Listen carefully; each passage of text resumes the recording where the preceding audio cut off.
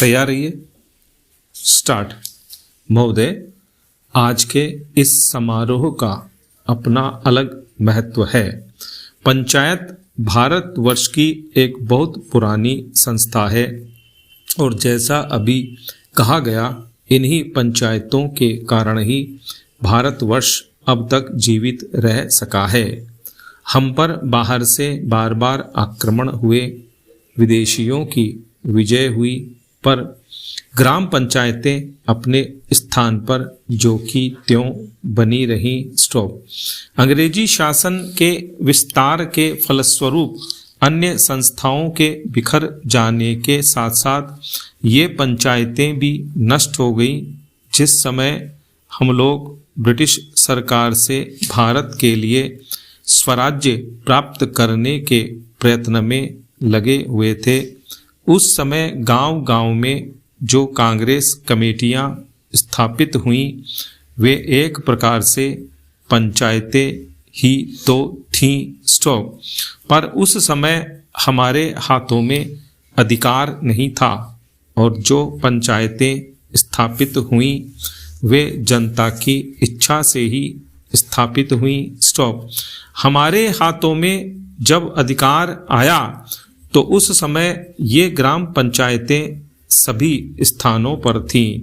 संविधान बनाते समय भी यही सोचा गया कि ऊंची व्यवस्थापिका सभाओं तक पहुंचने के लिए पंचायतें ही सबसे पहली कड़ी होंगी। उसके बाद सभी प्रदेशों और राज्यों की सरकारों ने पंचायत संबंधी कानून पास किए और पंचायतें स्थापित होने लगीं। इस समय प्रायः सभी राज्यों में पंचायतें हैं। यह दूसरी बात है कि कहीं पर उनका काम भली भांति चल रहा है और कहीं उतने सुचारू रूप से नहीं चल रहा। आज यह सुनकर मुझे बहुत प्रसन्नता हुई कि आपके इस राज्य में पंचायतों को ठीक रूप से चलाने पर बड़ा जोर दिया जा रहा है। जिनका काम सबसे अच्छा और सुंदर समझा जाता है, उनको पुरस्कार दिया जाता है। इसलिए मैंने आपकी ओर से आज 2-4 पंचायतों के मुखिया लोगों को अनुदान दिया। मैं उनको बधाई भी देना चाहता हूँ कि उनका काम 4000 ग्राम पंचायतों में सबसे अच्छा समझा गया। स्टॉपेरा। हमें यह स्मरण रखना चाहिए कि पहले की हमारी पंचायतें क्यों मिट गईं। हमारे देश में पंचायतें परंपरा से चली आ रही थीं। अंग्रेज़ों ने भी मुक्त कंठ से इस बात को स्वीकार किया कि भारत का प्रत्येक गांव गणराज्य था, पर एक समय आया जब गांव स्वतंत्र गणराज्य न रहे और देश परतंत्र हो गया। इसका कारण हम में कमजोरियों का आना था। हमें उन कमजोरियों से अभी भी बचते रहना चाहिए, जिससे फिर से वह दिन न देखना पड़े। वह कमजोरी थी उन पंचायतों का संकीर्ण दृष्टिकोण। स्टॉप। लोगों ने पंचायतों की परिधि के क्षेत्र को ही अपना देश माना और इस कारण जब एक पंचायत पर आक्रमण हुआ तो दूसरी पंचायतों ने उसकी रक्षा में हाथ बटाना अपना धर्म नहीं समझा। इसी प्रकार विदेशियों ने एक एक पर आक्रमण करके सारे देश पर अपना अधिकार कर लिया। हमारे शत्रुओं ने हमारे पारस्परिक वैमनस्य और भेदभाव से भी लाभ उठाया। अभी हाल में जब भाषावार राज्यों का प्रश्न उपस्थित हुआ तो गांव की छोटी छोटी पंचायतों ने जैसी सम्मतियां प्रकट की, उनसे यह स्पष्ट हो गया। स्टॉप। महोदय, अन्य उद्योगों और प्रत्येक राष्ट्रीय गतिविधि की भांति समाचार पत्रों को भी समय समय पर बदलती हुई परिस्थितियों के अनुरूप बनना होता है। हमारे स्वाधीनता संग्राम के अवसर पर राष्ट्रीय पत्रों ने बहुत बड़ा काम किया, जिसे राष्ट्र प्रशंसा की भावना के साथ सदा स्मरण रखेगा। देश के स्वाधीन होने के बाद से समाचार पत्रों के दायित्व में मौलिक परिवर्तन हुआ है।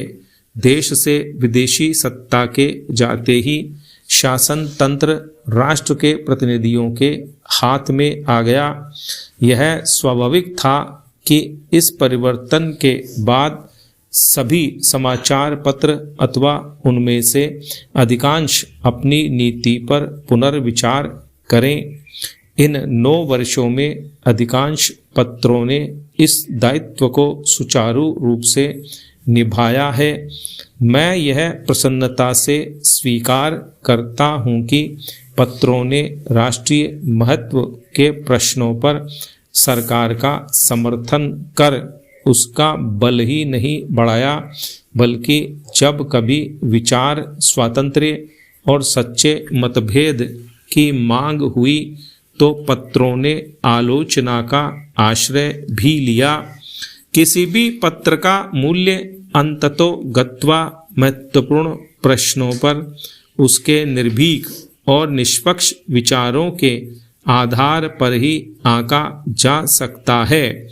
मैं समझता हूँ एक साधारण पाठक की दृष्टि में आदर्श समाचार पत्र वही है जो निष्पक्षता तथा निर्भीकता से सभी उचित बातों का समर्थन करे और प्रत्येक अनुचित कार्यवाही की निंदा करे।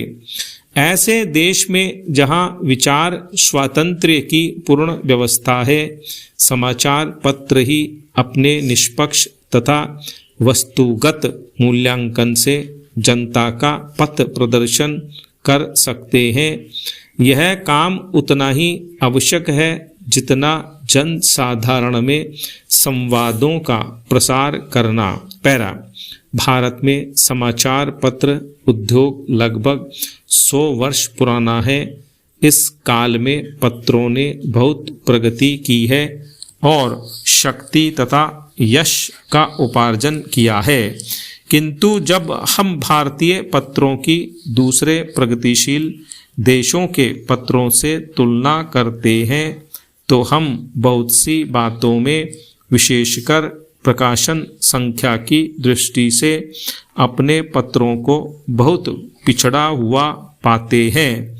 लघु प्रकाशन संख्या का प्रमुख कारण हमारे देश में साक्षरता का भारी अभाव है। यह हर्ष का विषय है कि कुछ समय से पत्रों की प्रकाशन संख्या बराबर बढ़ती जा रही है और देर सवेर उसकी दूसरे देशों के पत्रों की प्रकाशन संख्या से तुलना की जा सकेगी।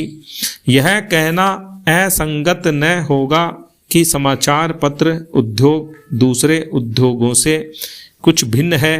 वास्तव में इस उद्योग और दूसरे उद्योगों में यदि कोई सामान्य बात है तो यही कि दोनों ही की गणना उद्योगों में होती है। इसके अतिरिक्त समाचार पत्रों और अन्य उद्योगों में बहुत कुछ भेद है।